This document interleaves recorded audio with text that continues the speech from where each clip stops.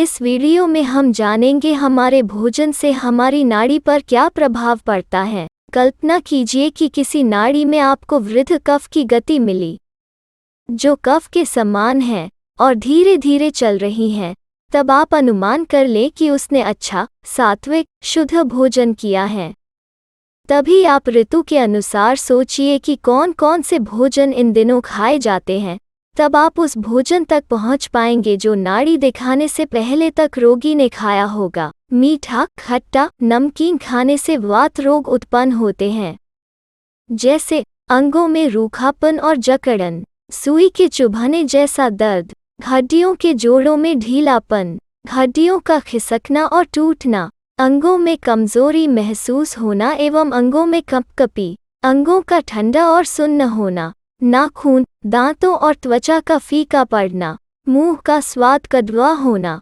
मीठा, तीखा, कसला खाने से पित्त रोग उत्पन्न होते हैं, जैसे सिर दर्द की बीमारी, गर्दन से जुड़ी बीमारी, पीलिया की बीमारी, स्किन में दाने व चकत्ते और सफ़ेद दाग, मधुमेह और पैंक्रियाज से जुड़ी बीमारी, नाभि के आसपास मरोड़े आना, पुरुषों में स्वापन दोष की समस्या, महिलाओं की बीमारी। कड़वा, तीखा, कसला खाने से कफ रोग उत्पन्न होते हैं, जैसे हमेशा सुस्ती रहना, ज्यादा नींद आना, शरीर में भारीपन, मल मूत्र और पसीने में चिपचिपापन, शरीर में गीलापन महसूस होना, शरीर में लेप लगा हुआ महसूस होना, आँखों और नाक से अधिक गंदगी का स्राव, अंगों में ढीलापन, सांस की तकलीफ और खांसी।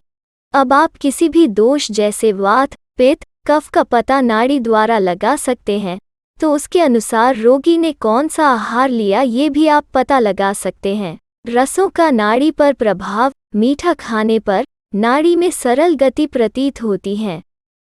कफ होने के कारण इसका अनुभव अनामिका अंगुली पर अधिक होगा। शेष 2 अंगुलियों पर अनुभूति का क्रम भोजन के अनुसार होगा।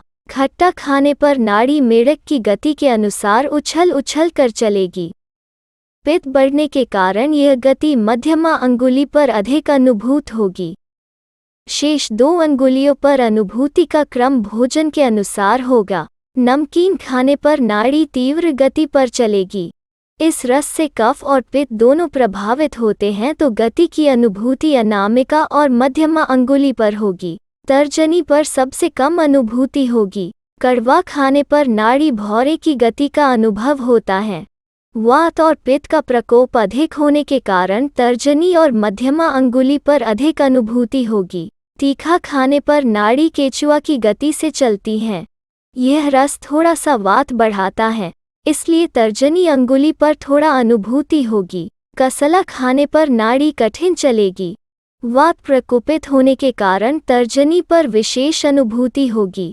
शेष 2 अंगुलियों पर भोजन के दोष प्रकोपक क्रम के अनुसार अनुभूति होगी। कसला रस का एक काम संकोचन है, जिससे कठिनता बढ़ती है, जिस कारण नाड़ी स्थिर हो जाएगी। कुछ अन्य द्रव्य से नाड़ी पर प्रभाव। गुड़, केला, मांस, शीतल आदि भोजनों से नाड़ी में वात पित्त की गति होती है। मांस सेवन से नाड़ी स्थिर और डंडे के समान मोटी चलती है। दूध के सेवन से नाड़ी शीत चलती है।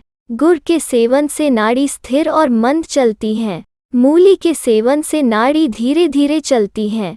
केला के सेवन से नाड़ी रक्त से भरी हुई समान भारी चलती है। भुने हुए द्रव्यों जैसे चना, चावल, जौ, बाजरा आदि का दाना के सेवन से नाड़ी स्थिर और धीरे चलती है। आपसे अनुरोध है कि आप अपने रिश्तेदारों, मित्रगण एवं परिवारजनों की भी नाड़ी चेक करें, ताकि आपको अभ्यास होता रहे और आप नाड़ी विशेषज्ञ के ज्ञाता बन जाए। ऐसे ही जानकारी प्राप्त करने के लिए गूगल प्ले स्टोर से डाउनलोड करें श्री राजीव दीक्षित जी के ज्ञान पर आधारित भारतीय संस्कृति ऐप। इस ऐप पर मिलेगा आपको बहुत कुछ। धन्यवाद।